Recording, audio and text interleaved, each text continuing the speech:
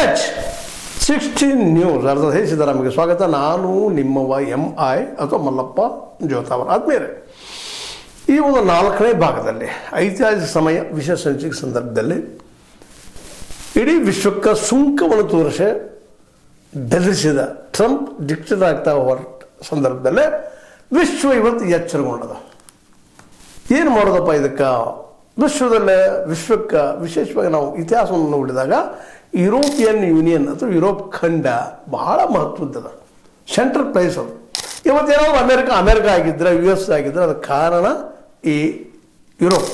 ಅದರಲ್ಲಿ ಇಂಗ್ಲೆಂಡ್ ಇರ್ಬೋದು, ಫ್ರಾನ್ಸ್ ಇರ್ಬೋದು, ಜರ್ಮನಿ ಇರ್ಬೋದು, ಇವೆಲ್ಲ ಅತ್ಯಂತ ಪ್ರತಿಭಾವಂತ, ಬುದ್ಧಿವಂತ, ಸದಾ ದುಡಿಯುವ ಜನ. ಇವ್ರ ಪ್ರಭಾವವನ್ನು ತೆಗೆದುಕೊಂಡು ಅಮೆರಿಕ ಇವತ್ತು USA ಆಗ್ಯದ, ಚೈನಾ ಇವತ್ತು ದೊಡ್ಡ ಚೈನಾ ಆಗ್ಯದ. ಆ ಮಾತು ಬೇರೆ ಇರ್ಬೋದು, ಹೇಳ್ಬೋದು ಚೈನಾದ ಹಳೆ ಇತಿಹಾಸ ಅದ ರೀ, ಭಾರತದ ಭಾಳ ಹಳೆ ಇತಿಹಾಸ ಅದ ರೀ, ಹಾಗೆ. ಆದರೆ ಮಾಡರ್ನ್ ಆಗಿದ್ದು ಯಾರಿಂದ? ಯುರೋಪ್ ಖಂಡದಿಂದ, ಈ ಯುರೋಪಿಯನ್ ಯೂನಿಯನ್ಗಳಿಂದ. ಯೂನಿಯನ್ದಲ್ಲಿ ಇವತ್ತು ಇಂಗ್ಲೆಂಡ್ ಇಲ್ಲ ಅಥವಾ ಗ್ರೇಟ್ ಬ್ರಿಟನ್ ಇಲ್ಲ, ಆ ಮಾತು ಬೇರೆ.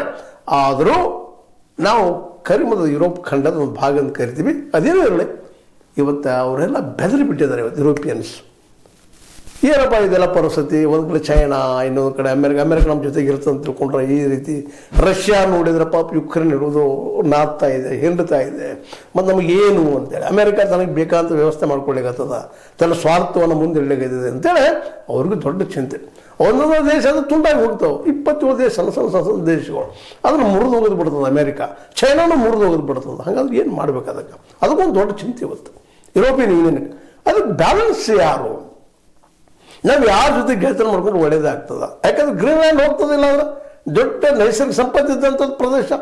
ರಷ್ಯಾ ನೋಡಿದ್ರೆ ತನ್ನ ದೊಡ್ಡ ಭಾಗವನ್ನು ಹಿಡ್ಕೊಂಡು ಕೂತ್ಬಿಟ್ಟದ, ಚೈನಾನು ದೊಡ್ಡ ಭಾಗ ಹಿಡ್ಕೊಂಡು ಕೂತದ. ಮತ್ತು ನಮ್ಮದೇನು ಗತಿ? ನಮ್ಮನ್ನೆಲ್ಲ ನಾವು ಹೊರಗೆ ತೆಗೆದು ಏನಾದಿತ್ತು? ಇದು ಯುರೋಪಿಯನ್ ಯೂನಿಯನ್ಗಳ ಚಿಂತೆ, ನಿಜದ ಚಿಂತೆ ಇದು. ಹೌದು, ಬಲಿಷ್ಠರಿದ್ದಾರೆ, ಬುದ್ಧಿವಂತರಿದ್ದಾರೆ, ಎಲ್ಲ ಇದ್ದಾರೆ, ಸಂಖ್ಯೆ ಕಡಿಮೆ ಅಲ್ರಿ. ಸಣ್ಣ ದೇಶ ಡಿವೈಡ್ ಆಗಿಬಿಟ್ರಪ್ಪ ಅದರಲ್ಲೇ ಬಡದಾಗ ಸಾವಿರ ಪ್ರಸಂಗ ಬರ್ತದ. ಆಗ ಅಮೆರಿಕ, ಚೈನಾ, ರಷ್ಯಾ ಇವೆಲ್ಲ ಇಡೀ ಜಗತ್ತನ್ನು ಆಳ್ತಾವಪ್ಪ. ಅವ್ರವ್ರ ಯುದ್ಧ ನಡೆದ್ರೆ ನಾವು ದಿವಾಳಿದ್ದು ಹೋಗ್ತೀವಿ ಅನ್ನುವಂಥ ದೊಡ್ಡ ಭಯಂಕರ ಭಯ ಯುರೋಪಿಯನ್ ಯೂನಿಯನ್ಗೆ ಬಂದಾಗ ಅವ್ರಿಗೆ ಸಹಜವಾಗಿ ಕಂಡಿದ್ದು ಭಾರತ. ಯಾಕಂದ್ರೆ ಭಾರತ ಎಂದೂ ಇತಿಹಾಸದಲ್ಲಿ ಆಕ್ರಮಣಕಾರಿ ಅಲ್ಲ. ನಮ್ಮನ್ನೆಲ್ಲರೂ ಆಕ್ರಮಣ ಮಾಡಿದ್ದಾರೆ. ಐತಿಹಾಸಿಕ ಶಕ್ತಿಗಳೆಲ್ಲ ಯುರೋಪಿಯನ್ಸು ನಮ್ಮೆಲ್ಲ ಅಟ್ಯಾಕ್ ಮಾಡಿದರು, ಮತ್ತೆ ಯಾರೋ ಬಂದರು, ಬಾಜು ಅಟ್ಯಾಕ್